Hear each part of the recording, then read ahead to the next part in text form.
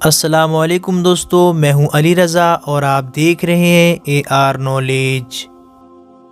ناظرین گرامی، حضرت جبریل علیہ السلام اللہ تبارک و تعالیٰ کے ایک برگزیدہ فرشتے ہیں اور تمام فرشتوں میں سب سے بڑا مقام حضرت جبریل علیہ السلام کا ہے۔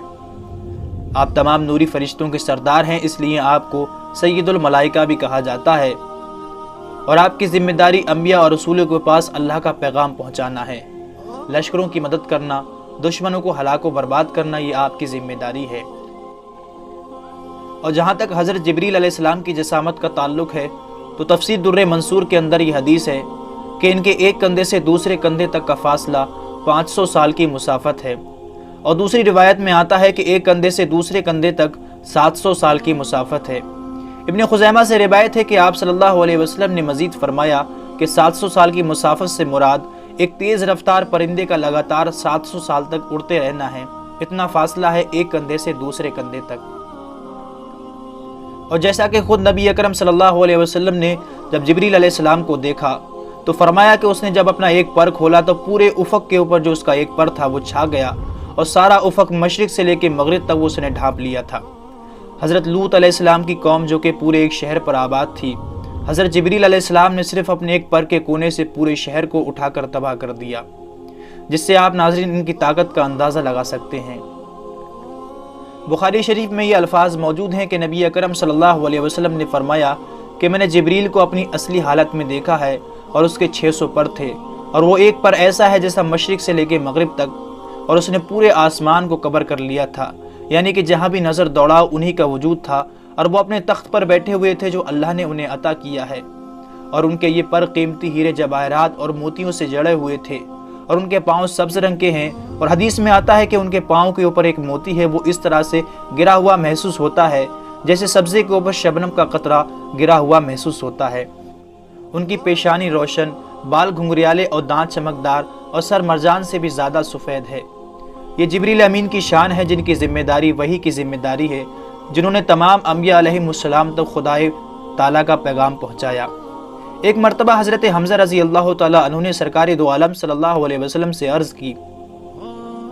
کہ مجھے جبریل فرشتے کی زیارت کرنی ہے۔ آپ صلی اللہ علیہ وسلم نے فرمایا کہ آپ اسے دیکھنے کی تاب نہ لا سکیں گے، مگر حضرت حمزہ نے کہا کہ میری خواہش ہے کہ میں اسے دیکھوں۔ تو سرکار دو عالم صلی اللہ علیہ وسلم انہیں بیت اللہ میں لے گئے جہاں حضرت جبریل علیہ السلام موجود تھے۔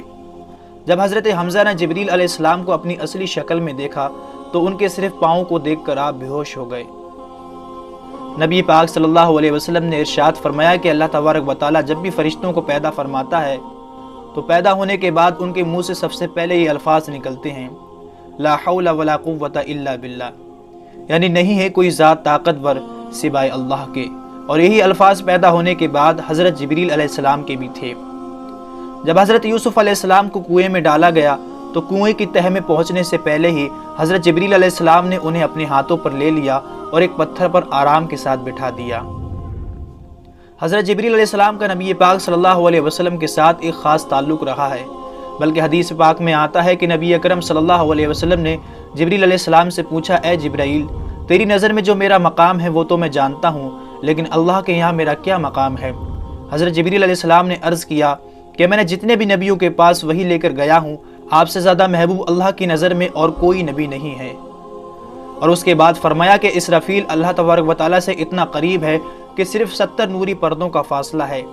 لیکن کسی بھی نوری پردے کے اگر وہ ذرا سا بھی قریب ہوا تو جل کر خاک ہو جائے گا۔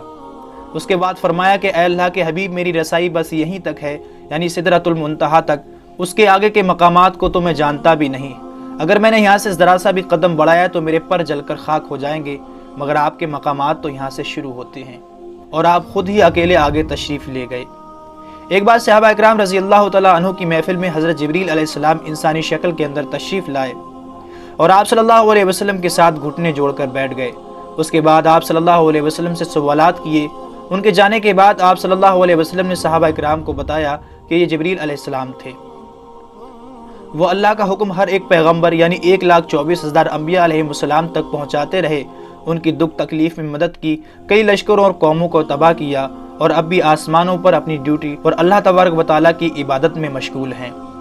اسی کے ساتھ دوستو آج کی ہماری ویڈیو کا اختتام ہوتا ہے۔ ویڈیو پسند آنے کی صورت میں اسے لائک اور زیادہ سے زیادہ اپنے تمام دوستوں کو شیئر ضرور کیجیے گا، اور ابھی تک آپ نے چینل کو سبسکرائب نہیں کیا ہے تو چینل کو ضرور سبسکرائب کیجیے گا تاکہ آنے والی تمام ویڈیو کی نوٹیفیکیشن آپ کو ملتی رہے۔ میں ملتا ہوں آپ سے نیکسٹ ویڈیو میں، اپنا رشتہ داروں اور گرد و نواح کے تمام لوگوں کا بہت خیال رکھیے گا۔ جب تک کے لیے اللہ حافظ۔